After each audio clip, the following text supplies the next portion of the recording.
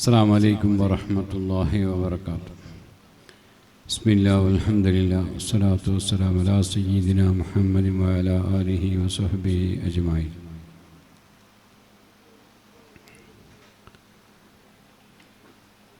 സ്റ്റേജിൽ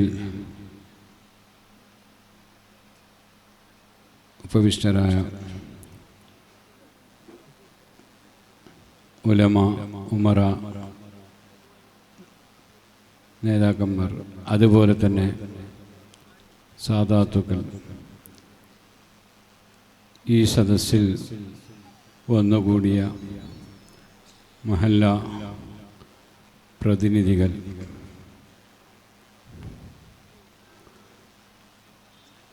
നിങ്ങളെല്ലാവരും കാത്തിരിക്കുന്നത് ബഹുമാനപ്പെട്ട ദേവർസൽ ഉസ്താദിൻ്റെ പ്രഭാഷണത്തിന് വേണ്ടിയാണ്. അതുകൊണ്ട് എൻ്റെ വാക്കുകൾ ഞാൻ നീട്ടുന്നില്ല. ബഹുമാനമുള്ള സഹോദരന്മാരെ,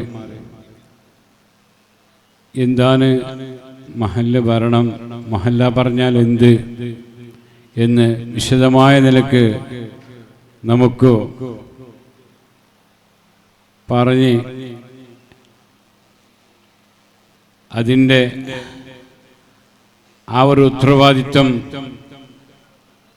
എന്നാൽ എന്ത് എന്ന് നമുക്ക് ഉസ്താദിൻ്റെ പ്രസംഗത്തിലൂടെ പഠിക്കാനും മനസ്സിലാക്കാനും കഴിയണം. ഇന്നലെ തന്നെ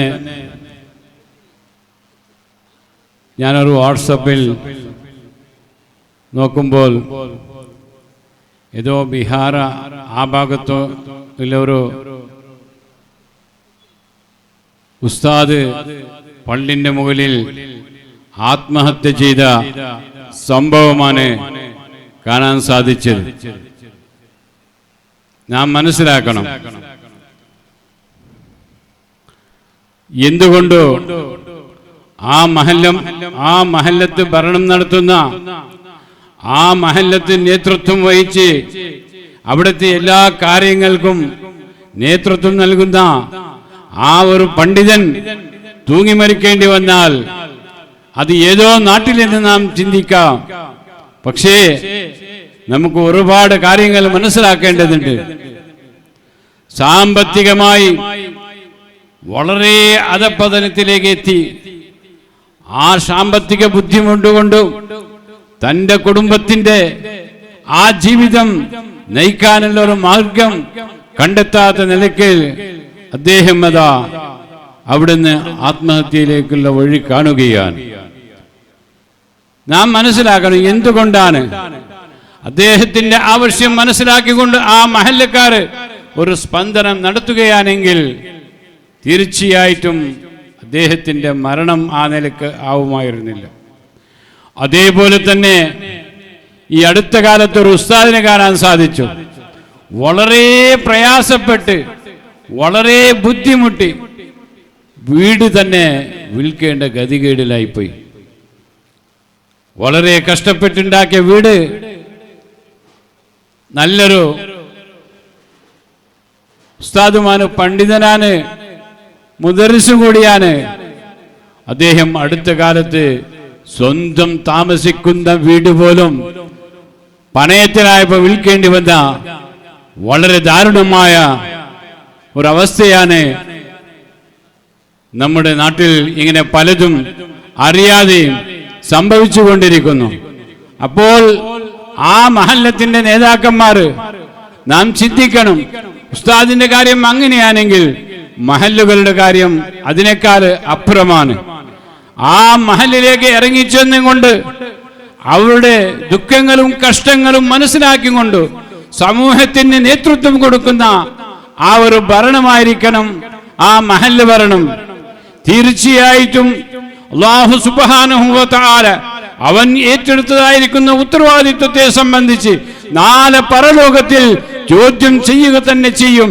അതുകൊണ്ട് എല്ലാവരും ആ ഉത്തരവാദിത്വ ബോധത്തോടുകൂടി മഹല്ലിനെ, ആ ഭരണം നാം ഏറ്റെടുത്താൽ അതിൻ്റെതായ നിലക്ക് നാം എന്താക്കണം, ആ ചിട്ടയിൽ ആ മഹലിന്റെ ഭരണം നടത്തുകയും അള്ളാഹുവിന്റെ പ്രീതി ആ മഹലിലൂടെ ആ ഭരണത്തിലൂടെ അതിന്റെ യഥാർത്ഥ രൂപത്തിൽ നാം ആ മഹല്ല് ഭരണം നടത്തിയാൽ അള്ളാഹു തീർച്ചയായും നമുക്ക് ഈ ലോകത്തും പരലോകത്തും എല്ലാ നിലക്കുള്ള വിജയം കൈവരിക്കാൻ സാധിക്കും. അതുപോലെ തന്നെ 1400 വർഷങ്ങൾക്ക് മുമ്പ് ഹബീബ് സല്ലല്ലാഹു അലൈഹി വസല്ലമ തങ്ങൾ നമുക്ക് കാണിച്ചു തന്ന ആ സുന്നത്ത് ജമാഅത്തിന്റെ ആദർശം, ആ ഭരണസമിതി എന്താക്കേണ്ടി നമ്മുടെ ഭാവി തലമുറകൾക്ക് അതിനെ കൈമാറേണ്ടതാ ഒരു വലിയൊരു ഉത്തരവാദിത്വം നമ്മുടെ സമൂഹത്തിന് ഉണ്ട് എന്നതിൽ നാം ആരും തന്നെ മറന്നു പോകരുത്. അത് മാത്രമല്ല, നമ്മുടെ ആ മഹലിൽ നമ്മുടെ കുട്ടികൾക്ക് നല്ലതായ വിദ്യാഭ്യാസങ്ങൾ, എല്ലാ മതലൗകികപരമായ വിദ്യാഭ്യാസങ്ങൾ പഠിപ്പിക്കേണ്ട ആ ഉത്തരവാദിത്വ ബോധം ആ മഹലിന് വേണം. കാരണം നമ്മുടെ ആ വീട്ടിന്റെ, നമ്മുടെ ആ കുടുംബത്തിന്റെ ഭാവി ഞങ്ങൾക്കുള്ള മക്കളുടെ കയ്യിലാണ്. ഞങ്ങൾക്കുള്ള നാട്ടിന്റെ ഭാവി ഞങ്ങൾക്കുള്ള മക്കളുടെ കയ്യിലാണ്.